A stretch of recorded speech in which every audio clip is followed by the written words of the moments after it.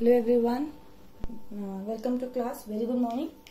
Fine. So we are done up to 7.2 from our NCERT. Fine. We have covered distance formula and we also know now that how to calculate the coordinates of a particular section over the line. ठीक है, दो चीजें हमने पढ़ ली है. Okay. Now coming to our third exercise, it is very simple. Fine. एक simple सा formula है एरिया ऑफ ट्राइंगल निकालने का और आपको बस वो फॉर्मूला अप्लाई करना है and you will get your answer. ठीक है, थोड़ा सा उसके बारे में पढ़ते हैं. पहले देखो, जब आप छोटी क्लासेस में थे तब आपको सबसे पहले पढ़ाया गया था एक बेसिक राइट एंगल ट्राइंगल. ठीक है, एक बेसिक राइट एंगल ट्राइंगल, चाहे ऐसे बना लो चाहे ऐसे बना लो. ठीक है, ये राइट एंगल ट्राइंगल होता है. तो इसमें बेस होती थी, हाइट होती थी. ये बेस, ये हाइट. तो इसके लिए आपको फॉर्मूला क्या पढ़ाया गया था? Half base into height. ये मेरा राइट एंगल ट्राइंगल का फॉर्मूला होता था. सबसे पहले हमने ये पढ़ा था. उसके बाद में क्या हुआ था? उसके बाद में मेरे पास इक्विलेटरल ट्राइंगल आया था कि जिसकी तीनों साइड्स सेम है. तो हमने बोला अगर इक्विलेटरल ट्राइंगल है तो उसके लिए आप ये वाला फॉर्मूला याद रख लो, 3/4 साइड स्क्वायर. ये वाला भी हो गया. उसके बाद में हमारे पास क्या आया? हेरोन्स फॉर्मूला आया. हेरोन्स फॉर्मूला कब आया? कि जब भाई राइट एंगल भी नहीं है और ये भी नहीं है, इक्विलेटरल भी नहीं है, तो उसने बोला तब कैसे निकाले? कोई भी 3 रैंडम वैल्यूज आ सकती हैं. कोई भी 3 रैंडम वैल्यूज हैं ट्राइंगल में और मुझे बताओ कि भाई इसका निकालना सीखो. तो हमने एक जनरल फॉर्मूला लर्न कर लिया जिसको हमने हेरोन्स फॉर्मूले का नाम दिया. वो हेरोन्स फॉर्मूला बेसिकली क्या होता था? Under root of semi perimeter, फिर सेमी पेरीमीटर में से ये 3 चीजें निकाली जाती थी. ये हो गया. चलो जी, अब अगर लेंथ दे रखी है तो ये तो 3 चीजें आ गई. फिर उन्होंने मुझे एक और कॉम्प्लेक्सिटी दे दी. उन्होंने बोला कि अब अगर मैं तुम्हें कोऑर्डिनेट्स दे दूं, x1 y1, x2 y2, x3 y3, तब कैसे निकालोगे? तो देखो, एक तो क्या तरीका है कि मैं डिस्टेंस फॉर्मूले से मैं क्या करूं? डिस्टेंस फॉर्मूले से ये 3 डिस्टेंस निकाल लूं. ठीक है, डिस्टेंस फॉर्मूले से क्या करूं? ये तीनों डिस्टेंस निकाल के हेरोन्स फॉर्मूला लगाऊं. तो ये तो बहुत ज्यादा कॉम्प्लेक्स हो जाएगा. पूरी 7.1 लगाऊं, 9th का हेरोन्स फॉर्मूला लगाऊं, दो कंसेप्ट यूज करूं. ठीक है, तो मैंने क्या करा? मैंने बोला कि मैं तुम्हें एक अलग से फॉर्मूला याद करवा देती हूँ. ठीक है, मेरा थोड़ा बोर्ड सेट नहीं हो पा रहा इसमें, जस्ट अ सेकेंड. ठीक है, मैंने तुम्हें बोला मैं तुम्हें एक फॉर्मूला लर्न करवा देती हूँ. क्यों तुम इतना दिमाग लगाते हो कि पहले पूरा 7.1 लगाओ फिर उसके बाद में पूरा हेरोन्स फॉर्मूला लगाओ. तो वो हमने क्या फॉर्मूला लर्न करा? हमने बोला हाफ ऑफ. ठीक है, जब हम इसका x1 लेंगे, जब हम पहले वाले पॉइंट का x1 लेंगे तो इन दोनों y को माइनस कर दो, y2 माइनस y3. जब x2 लोगे तो इन दोनों y को माइनस कर दो, y3 माइनस y1. और जब x3 लोगे तब इन दोनों को माइनस कर दो, y1 माइनस y2. ठीक है, बस कुछ करना ही नहीं है, सिंपल सी चीज है. जैसे कि अगर मैं तुम्हें यहीं पर तुम्हारा फर्स्ट क्वेश्चन करके दिखाऊं. ठीक है, हालांकि स्पेस नहीं है बट यहीं पे फॉर्मूला करा है तो तुमसे आराम से हो जाएगा. ठीक है, साथ के साथ करोगे ना तो हो जाएगा. जैसे मान लो मैं सेकंड पार्ट करवा रही हूँ तुम्हें, इसका सेकंड पार्ट करवा के दिखाती हूँ. तो ये मैं क्वेश्चन नंबर 1 का सेकंड पार्ट करके दिखा रही हूँ तुम्हें. जैसे ये है -5, -1, ये है 3, -5 और ये क्या है 5, 2. ठीक है, तुम रैंडमली किसी भी पॉइंट को 1, 2, 3 ले सकते हो, उससे मेरे आंसर पे कोई फर्क नहीं पड़ेगा. इसको लिखो हाफ. ठीक है, अब मैंने मान लो यहां से स्टार्ट करा, मैं ऐसे स्टार्ट करती हूँ. ठीक है, मैं काउंटर क्लॉकवाइज डायरेक्शन में स्टार्ट करती हूँ. अगर आपको थोड़ा बहुत चेंज करना भी है तो आप कर सकते हो, कोई प्रॉब्लम नहीं है उस बात से. तो मान लो मैंने ऐसे स्टार्ट करा, हाफ -5 -2. फिर मैंने इसका x कोऑर्डिनेट लिखा तो 2 माइनस ऑफ -1. फिर मैंने इस वाले का x कोऑर्डिनेट लिखा तो -1 माइनस ऑफ -5. ठीक है, आराम आराम से करनी है कैलकुलेशन, गलत नहीं करना. तो ये हो गया माइनस का 35 प्लस का 9 प्लस का 20। अब ध्यान से देखो एक चीज, यह आया 29, यह आया माइनस का 35, यह आंसर क्या आएगा माइनस का 6/2। ठीक है, ध्यान से देखो एक बार इसकी कैलकुलेशन। ये प्लस का आएगा ना, माइनस का क्यों आएगा, माइनस माइनस प्लस का आएगा। तो 29 और 35 कितना आ जाएगा 64, 64/2 कितना आ जाएगा 32। और क्योंकि एरिया है, ठीक है मैंने लिखा नहीं कहीं पर, एरिया का टॉपिक है, एरिया ऑफ ट्राइंगल, तो एरिया की ऐसा यूनिट क्या होती है स्क्वायर यूनिट, तो बस स्क्वायर यूनिट्स लगा दो, हो गया। ठीक है, अब देखो मैं एक छोटी सी बात बताती हूँ। इन केस अगर तुम ये वाली डायरेक्शन लेने की जगह काउंटर क्लॉक, जैसे मैंने काउंटर क्लॉकवाइज ली है, अगर तुम क्लॉकवाइज लेते तो क्या होता, कुछ भी ना होता, तुम्हारा आंसर आता -32। Now as area of triangle can never be negative, तुम उसका मॉड्यूलस ले लेते बस, और कुछ भी ना होता। ठीक है, तो तुम 1 2 3 पॉइंट अपनी मर्जी से ले सकते हो, तुम्हें काउंटर क्लॉकवाइज जाना है, क्लॉकवाइज जाना है, this is also up to you. बस तुम्हें ध्यान क्या रखना है, हाफ लगा के जिसका भी x ले रहे हो उसके नेक्स्ट 2 के y का सब्ट्रैक्शन करना है, बस ऐसे करके एक बार पूरा घूम जाना है। ठीक है, सिंपल सी चीज है, कंसेप्ट समझ में आया किस लिए। अगर तुम्हें लोकेशन दे रखी होती है पॉइंट की, ठीक है, जैसे कि मान लो तुम्हारे जीपीएस का, मैंने तुम्हें कोऑर्डिनेट ज्योमेट्री के इंट्रोडक्शन में बताया था कि कोऑर्डिनेट ज्योमेट्री का सबसे बड़ा एप्लीकेशन क्या है, तुम्हारे गूगल मैप्स। ठीक है, तो गूगल मैप्स का किस हिसाब से करते हो, जैसे मान लो मैंने 3 घरों के बीच 3 घरों की लोकेशन ले ली, ये मेरा घर है, ये मेरा सेंटर है और ये मेरा स्कूल है। ठीक है, ये मैंने 3 लोकेशन ले ली। अब मुझे देखना है कि इन तीनों पॉइंट्स के बीच में मेरा कितना एरिया कवर हो रहा है, तो मैं कोऑर्डिनेट ज्योमेट्री से निकाल सकती हूँ। ठीक है, कि अगर मेरे इस 3 लोकेशंस के बीच में मैं कितना एरिया कवर करती हूँ, तो वो ऐसे निकल सकता है। बहुत सिंपल सी चीज है, अगर सोच के देखोगे तो हर चीज की एप्लीकेशन होती है। बच्चे मजाक मजाक में बोल देते हैं हमें इतना सब कुछ पढ़ा रहे हैं, उसका क्या एप्लीकेशन है, हमारे क्या काम आएगा, हर चीज की एप्लीकेशन होती है। दिक्कत ये है कि तुम लोगों को वो यूज करनी नहीं आती, तो तुम लोग उसको सोचते हो कि नहीं भाई ये तो हमें फालतू में पढ़ा रहे हैं। कोई भी चीज फालतू में नहीं पढ़ाई जा रही, हर चीज का बहुत ज्यादा यूज है तुम्हारी लाइफ में। ठीक है, जैसे अब देखो एक और चीज देखो, अब इन्होंने हमें क्या बोला, जरूरी नहीं है ट्राइंगल का एरिया निकालने के काम आती है ये। देखो जैसे मैं सेकंड क्वेश्चन पे की बात करती हूँ, सेकंड क्वेश्चन में उन्होंने मुझे क्या बोला कि एक लाइन है, ठीक है, उसके 3 पॉइंट्स हैं। जैसे मैं इसका भी सेकंड पार्ट कर दूं, थोड़ा सा जिसमें नेगेटिव नेगेटिव वाले साइन होते हैं ना, वो थोड़ा मुश्किल हो जाता है बच्चों के लिए, तो मैं ये वाला पॉइंट मैं सेकंड पार्ट कर रही हूँ, फर्स्ट पार्ट तो तुम कर लोगे, इजी है। ठीक है, अब देखो मैं तुम्हें इसका दूसरा एप्लीकेशन बताती हूँ। 3 पॉइंट है ABC, ठीक है, सिर्फ इंफॉर्मेशन क्या गिवन है कि ये कोलिनियर है, मतलब ये एक लाइन के ऊपर लाई कर रहे हैं। अब ना तो रेशियो है जिसमें AB और BC को डिवाइड करना है, ना ही डिस्टेंस निकाल दे रखा है कि इक्वल है या डबल है या ट्रिपल है या कुछ और, तो ना तो डिस्टेंस फॉर्मूला लग सकता है ना सेक्शन फॉर्मूला लग सकता है। अब मैं क्या करूं, कोलिनियर है, मान लिया कोलिनियर है, ठीक है, तो अब वो कह रहा है K की वैल्यू निकालो। अब एक तरीका तो डिस्टेंस फॉर्मूले से क्या हो सकता है कि AB plus BC is equal to AC, but मुझे नहीं पता, क्या पता C बीच में हो, तो AC plus BC is equal to AB हो सकता है ना। कोलिनियर में हम ये तो यूज करते हैं AB plus BC is equal to AC, but इसमें भी दिक्कत है, उसने थोड़ा ना बोला B बीच में, वो तो मैंने B बीच में ले लिया। ठीक है, तो सबसे आसान तरीका क्या है, अगर ये एक लाइन के बीच ऊपर है, इसके मतलब जब इसको हम ट्राइंगल में लिखेंगे 8,1 K, -4 2, -5, तो एरिया ऑफ ट्राइंगल क्या आएगा 0 आएगा। अगर ये कोलिनियर है तो एरिया ऑफ ट्राइंगल क्या होगा 0 होगा, तो बस आ जाएगा आंसर। लिखो हाफ।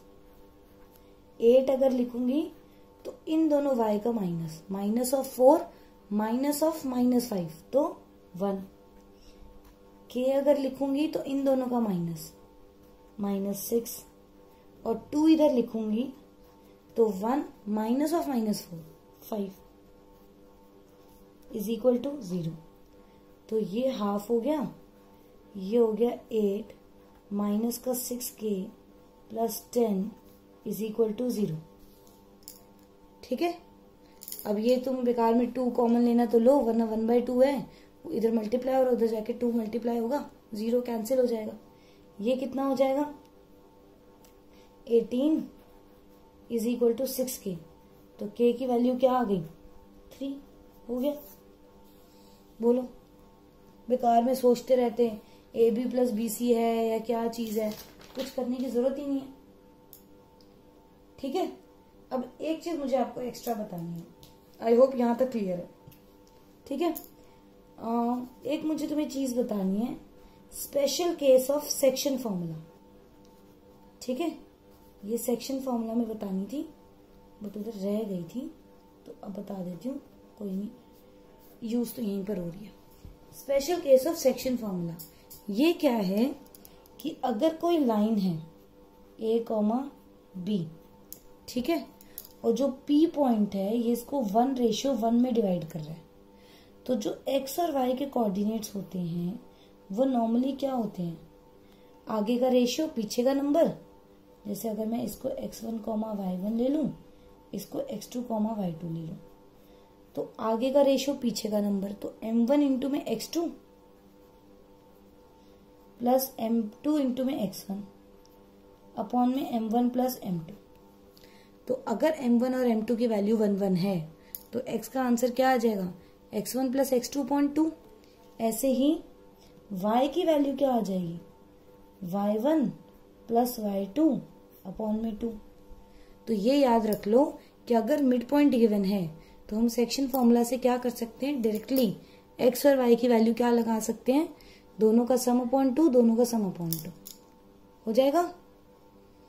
इसको तुम मिड पॉइंट थ्योरम मत कहना, मिड पॉइंट थ्योरम एक अलग चीज है, special case of section formula कह दो, या फिर mid point using coordinates of mid point using section formula कह दो, ऐसे करके लिख देना। अगर तुम्हें कहीं पे फॉर्मूला यूज करना पड़े तो ऐसे लिख देना, special case of section formula या फिर coordinates of mid point using section formula. ठीक है, तो बस हम इसकी एप्लीकेशन करते हैं, इसलिए तो पढ़ाया है क्योंकि अब इसकी एप्लीकेशन है। देखो, क्वेश्चन है कि एक ट्राइंगल है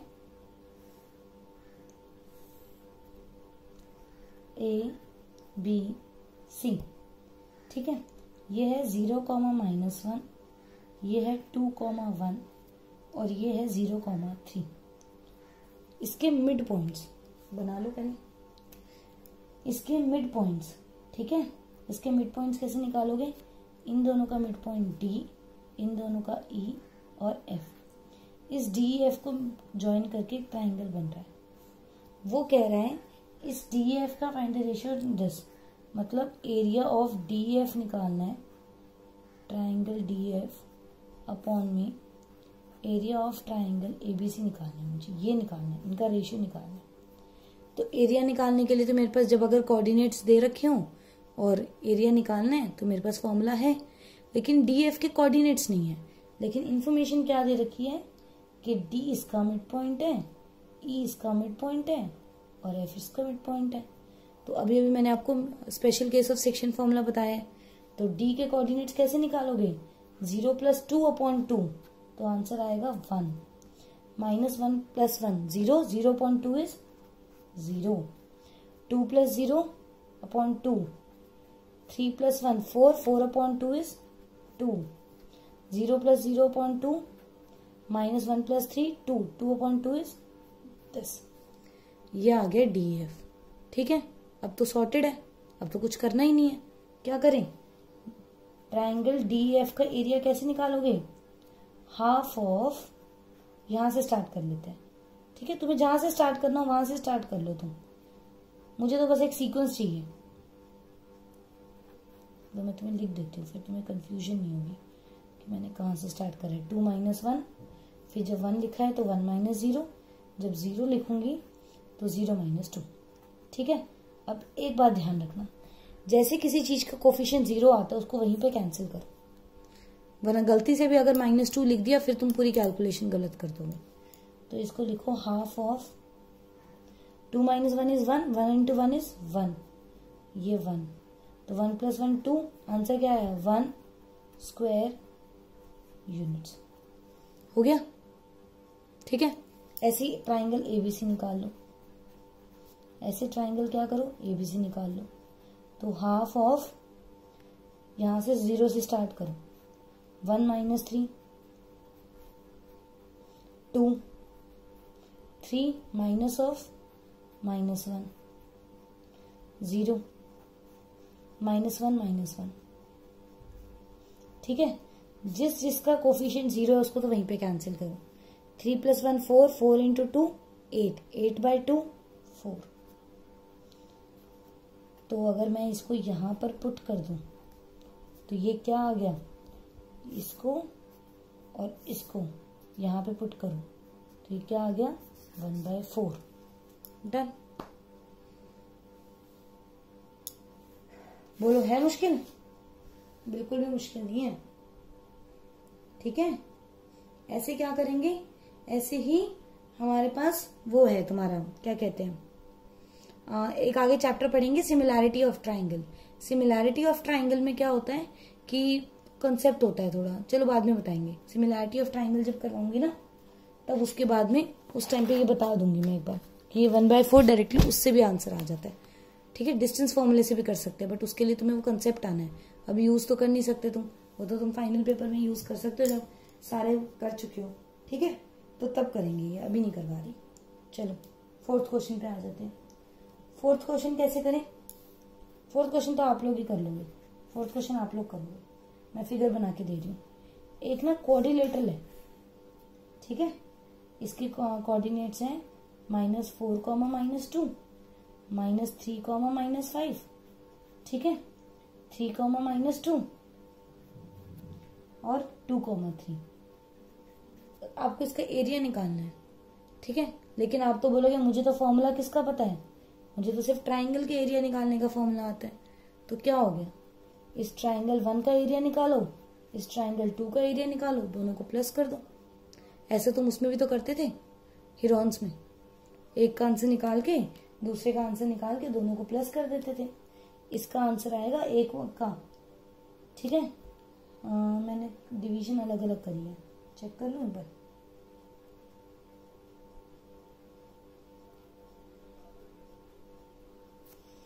इस वाले का आंसर आएगा तुम्हारा